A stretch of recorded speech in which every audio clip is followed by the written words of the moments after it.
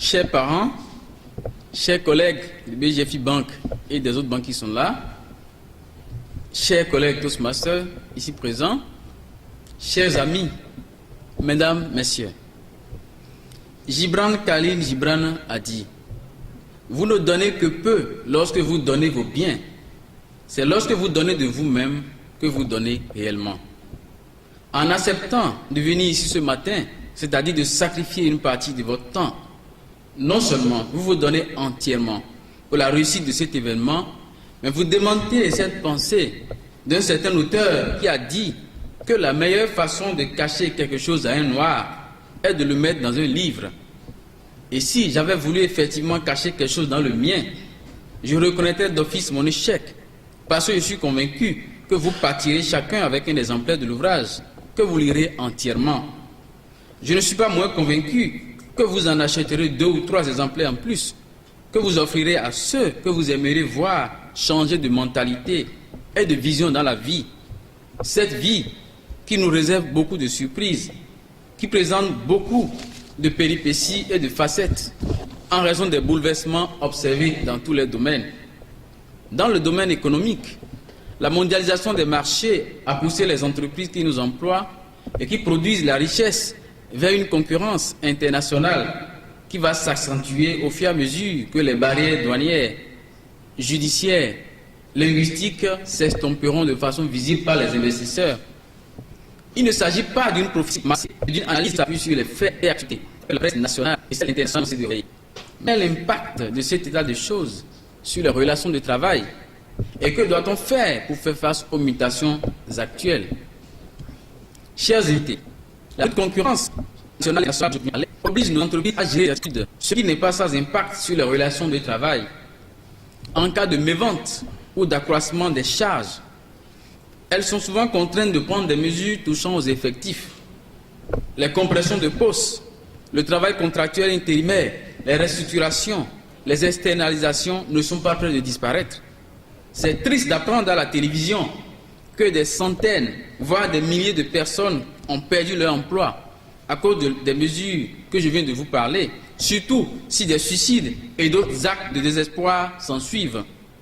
Mais ce qui surprend le plus, c'est lorsque certains collaborateurs en arrivent à compromettre leur avenir professionnel en se livrant consciemment ou inconsciemment aux actes interdits dont la plupart constituent des infractions: surfacturation, vol, escroquerie, faux et usage de faux, faux en écriture de banque, faux en écriture publique et j'en passe. Tout cela pour quel bonheur, pour quelle bénédiction, je me demande. Beaucoup sont sanctionnés et voient leur carrière prendre une trajectoire qu'eux-mêmes n'avaient pas prévue. D'autres sont malheureusement des victimes collatérales et subissent les conséquences des mauvais actes posés par d'autres. Il est évident aujourd'hui que le paternalisme et la bienveillance dont les employeurs faisaient preuve vis-à-vis des salariés ne peut plus prospérer en l'état. Autrement dit, l'employeur ne pourra garder un collaborateur, porter toute son attention sur lui et assurer sa promotion que s'il fait partie des meilleurs, contribue à la valeur ajoutée et à l'efficacité collective, toutes choses étant égales par ailleurs. Seuls ceux qui, grâce à leurs compétences techniques et relationnelles hors pair, à leur employabilité et à leur adaptabilité, savent sortir du lot, ont de beaux jours devant eux. La preuve en est que beaucoup de conventions collectives ne prévoient plus le mécanisme de l'avancement automatique. Alors, que faire? D'entrée, je dois dire que les crises ne devraient pas nous pousser au fatalisme, mais elles devraient nous fournir le carburant pour réussir et aller faire sur le chemin du succès. Une bonne nouvelle alors. Travailler dans une entreprise, atteindre les sommets de la hiérarchie, tout en bénéficiant de rémunérations subséquentes qui nous permettent de réaliser nos projets, c'est possible. Réussir sa vie professionnelle, ce n'est pas un idéal inatteignable. Il suffira de connaître et de mettre en œuvre un certain nombre de principes.